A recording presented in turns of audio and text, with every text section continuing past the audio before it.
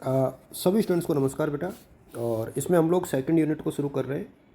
और second unit का पहला टॉपिक मैं रॉक का ले रहा हूँ। और ध्यान रहे कि एक क्वेश्चन यहाँ से ज़रूर आएगा, रॉक यानी चट्टान। और मैं सिर्फ मोटा मोटा लेआउट आपको समझाऊंगा। पूरी रॉक को समझाना एक वीडियो में लगभग एक तो नामुमकिन सा भी है, और अभी आप इसको समझ भी नहीं पाओगे।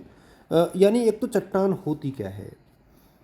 देखो, सीधी सी बात यह है कि जब पृथ्वी की जो ऊपरी संरचना है ना, वो अनेक तत्वों से मिलकर के बनी हुई है। लेकिन इसका जो लगभग 98% जो हिस्सा है ना, वो सिर्फ 8 तत्वों से मिलकर के बना हुआ है। ये आप इंट्रोडक्शन में लिखोगे, जिससे कि आपका आंसर थोड़ा सा इफेक्टिव हो जाए। यदि आपको रॉक्स या चट्टानों की परिभाषा लिखनी हो तो क्या लिखोगे। देखो, चट्टानों की परिभाषा वैसे तो कई जो भूगर्भ शास्त्री है उन्होंने अपने अपने हिसाब से दी है। लेकिन चट्टा चट्टान एक ऐसी रचना होती है जो जिसमें एक से अधिक खनिज होते हैं, मतलब एक से अधिक खनिजों का मिश्रण होता है। और ज़रूरी नहीं कि जो चट्टानें हों वो ठोस ही हों, वो मुलायम भी हो सकती हैं और बहुत ठोस भी हो सकती हैं। तो एक से अधिक खनिजों के मिश्रण की जो सतह होती है, मिश्रण की जो सतह है, सरफेस है, ये राइटिंग अब जल्दी जल्दी लिख रहा हूँ बेटा, सतह है, वो क्या है, एक से अधिक खनिजों के मिश्रण की सतह को हम लोग बेसिकली क्या बोलते हैं, चट्टान बोलते हैं। अब आप एक चीज़ ये नोटिस करके रखें कि जो ऊपरी परत होती है ना किसी भी अपने जो सरफेस की, उसका लगभग उसमें सबसे ज़्यादा ऑक्सीजन पाई जाती है, लगभग 46%। और उसके बाद जो है ना सिलिकॉन पाई जाती है लगभग 27.72%। तो ये जो सिलिकॉन और ऑक्सीजन ये मेजर कंपोनेंट्स होते हैं। इसका आप लोग थोड़ा सा ध्यान रखोगे। और एक चीज़ का आप लोग ध्यान रखें, जो चट्टानें होती है इनको पृथ्वी के इतिहास के पन्ने कहा जाता है। पृथ्वी के इतिहास के पन्ने, ये बहुत बड़ी बात है। और क्योंकि इनसे क्या है, काफ़ी चीज़ें हमको पता लगती हैं। इसमें फॉसिल्स मिलते हैं, जीवाश्म मिलते हैं, और उनसे बहुत सारी चीज़ें मिलती हैं जिससे कि हम लोग जो है वो पृथ्वी की उत्पत्ति से संबंधित और सारी चीज़ों को समझ पाते हैं।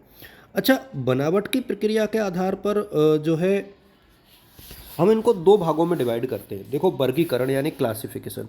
अब मैं यहाँ पर सिर्फ आपको वर्गीकरण शेयर करूँगा, डिटेल्स में आप लोगों के साथ ज़्यादा साझा नहीं करूँगा इस वीडियो में। आप लोग इसी तरीके से वहाँ एग्जाम में भी कर सकते हो। मेथड्स ऑफ फॉर्मेशन यानी बनावट के आधार पर,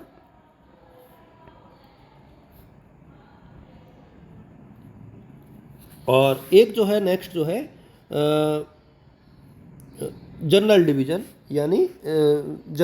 यानी सामान्य विभाजन। दो तरीके से हम लोग इसको देख सकते हैं। अब जब मेथड्स ऑफ आप इसके आधार पर देखोगे ना, बनावट की प्रक्रिया के आधार पर, तो तीन भागों में आप इसको बांट सकते हो। एक तो आग्नेय यानी इग्निशियस रॉक्स, जिनको आग्नेय चट्टान बोलते हैं, आग्नेय। इनका थोड़ा थोड़ा इंट्रोडक्शन मैं आप लोगों के साथ दे दूंगा, लेकिन पूरा नहीं पढ़ा पाऊंगा। फिर सेडिमेंट्री रॉक्स यानी अवसादी चट्टानें, और इसके अलावा जो है मेटामॉर्फिक यानी रूपांतरित चट्टानें। तो ये एक बहुत नॉर्मल हो गया। यदि आप जनरल इंट्रोडक्शन की बात करोगे तो भी यहाँ पर दो भाग इनके होते हैं। एक तो क्राइस्टेलाइन्स जो रॉक्स होती हैं, जिनको रवेदार चट्टानें बोलते हैं, रवेदार। और एक जो चट्टानें होती है वो होती है ढेर युक्त यानी क्लास्टिक रॉक्स, ढेर युक्त चट्टान। अब देखिए, इसमें तो रवेदार में दो चट्टानें आती है, आग्नेय और रूपांतरित, आग्नेय और रूपांतरित। और इसमें आती है अवसादी, क्योंकि ढेर युक्त यानी एक प्रकार से ढेर लगा हुआ है। तो ये है। अब मैं बहुत फटाफट आप लोगों के साथ इनका इंट्रोडक्शन दे देता हूँ। जैसे आग्नेय चट्टान है। अब आग्नेय चट्टान में आपको ये देखना है, आग मतलब जो जिसकी उत्पत्ति आग से हुई है, ठीक है, बहुत सिंपल तरीके से। और इसका निर्माण जो है अग्नि के योग से हुआ है। मतलब कैसे हुआ है, पृथ्वी पर जब ज्वालामुखी फटते हैं तो ज्वालामुखी के ठंडे होने से, यानी उसके मैग्मा से, मैग्मा बोलते हैं ज्वालामुखी से जो निकलता है, तो मैग्मा से जो लावा निकलता है वो जब ठंडा होता है तो उससे आग्नेय चट्टान बनती है, ठीक है।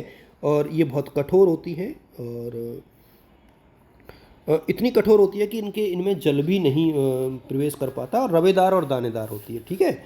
और इनमें जो है परतें नहीं मिलती हैं, पानी का भी प्रवेश नहीं होता है और इसमें जीवाश्म नहीं पाए जाते हैं। ये कुछ इसकी विशेषता है, ठीक है।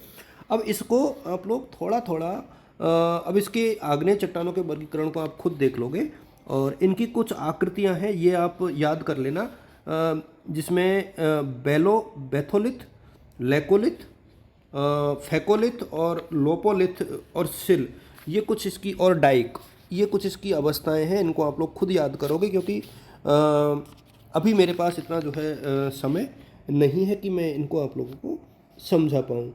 तो ये आप लोग थोड़ा सा इसको देख लेना कि किस तरीके से आपको इनको करना है, क्योंकि ये बहुत ज़रूरी भी है, क्योंकि इन्हीं के माध्यम से आप लोग जो है इसको और इफ़ेक्टिव तरीके से समझ पाओगे। अच्छा, इसके बाद हम लोग बात करें अवसादी सेल। अच्छा, अवसादी सेल क्या होती है और रूपांतरित सेल क्या होती है, ये दोनों को हम लोग देखेंगे जब आप पढ़ोगे इसको। तो आग्नेय के बाद हम लोग जो बाकी चट्टाने हैं उनके भी स्वरूप को एक बार देखेंगे ज़रूर। तो सेडिमेंट्री रॉक्स क्या होती हैं, सॉरी ये थोड़ा सा लेट हो गया, sedimentary rocks, I think voice आपको क्लियर आ रही होगी। अवसादी चट्टाने बोलते हैं इनको, अवसादी चट्टाने। और अवसादी चट्टान का मतलब होता है एक प्रकार से नीचे बैठना, सेटिंग डाउन, मतलब जो टूट फूट से चूर्ण नुमा बन जाती है और उसके बाद वो ढेर इकट्ठा हो जाता है ना, उससे जो चट्टानें बनती है ना, बेसिकली वो अवसादी चट्टानें होती हैं। मतलब इसमें जीवाश्म बहुत होते हैं और परतें पाई जाती हैं, है ना, और बड़े बड़े स्वरूप जो होते हैं जैसे आग्नेय में मिलते हैं वो इसमें नहीं मिलते हैं। तो इस एक प्रकार से ये जो चट्टानें हैं इनको हम लोग क्या बोलेंगे, मोटे तौर पर सेडिमेंट्री रॉक्स। अब इस सेडिमेंट्री रॉक्स को आप लोग बहुत अच्छे से रीड कर सकते हो। अच्छा, इसके बाद हम लोग पढ़ेंगे मेटामॉर्फिक यानी रूपांतरित। अब देखिए, इन चट्टानों को आपको देखना है क्योंकि मुझे ऐसा लगता है कि एक क्वेश्चन यहाँ से आएगा। अगला क्वेश्चन हम लोग डेविस और पेंक का अपर्दन का सिद्धांत पढ़ेंगे क्योंकि किसी बच्चे ने कमेंट किया है। तो नेक्स्ट में we will discuss about the erosion of Davis and Penck. देखिए, रूपांतरित सेल होती क्या है, मतलब चट्टानों के रूप परिवर्तन के फलस्वरूप जो चट्टान बनेगी ना वो हो जाएगी हमारी मेटामॉर्फिक यानी। अच्छा, एजेंट्स कौन कौन से होते हैं, मतलब किन कारणों से रूपांतरित होती है, तो 3 कारणों से ये रूपांतरित होती है। एक तो हीट यानी ऊष्मा, गर्मी बहुत ज़्यादा होती है। एक कंप्रेंशन यानी दबाव होता है, कंप्रेशन। और एक चीज़ जो बहुत इंपॉर्टेंट है वह सॉल्यूशन यानी घोल, घोल। तो ये एक इस वजह से ये रूपांतरण होता है। और रूपांतरण इसके प्रकार आप लोग देख लेना और इसके एग्जाम्पल्स आप लोग देख लेना, जैसे कि संगमरमर है, शिस्ट है ना, ये स्लेट है, नीस है, क्वार्ट्ज है। ये कुछ ऐसे खनिज हैं जो कि काफ़ी हद तक इसको इफ़ेक्ट करते हैं। तो मेरे हिसाब में ये चैप्टर हम क्लोज करते हैं यहाँ पर। काफ़ी बड़ा हो गया है, मैं चाह नहीं रहा था इसको इतना बड़ा करना। और डेविस और पेंक के सिद्धांत को हम लोग अगले वीडियो में समझेंगे। और आप लोग हर वीडियो में यदि कोई टॉपिक आपका पसंदीदा है तो उसको कमेंट कर दीजिए, तो मैं फटाफट उसको आप लोग के साथ शेयर कर दूंगा। फ़िलहाल जब 10 बजे से पहले पहले जो शेयर हो जाएंगे वो हो जाएंगे, उसके बाद हम लोग इसको नहीं करेंगे।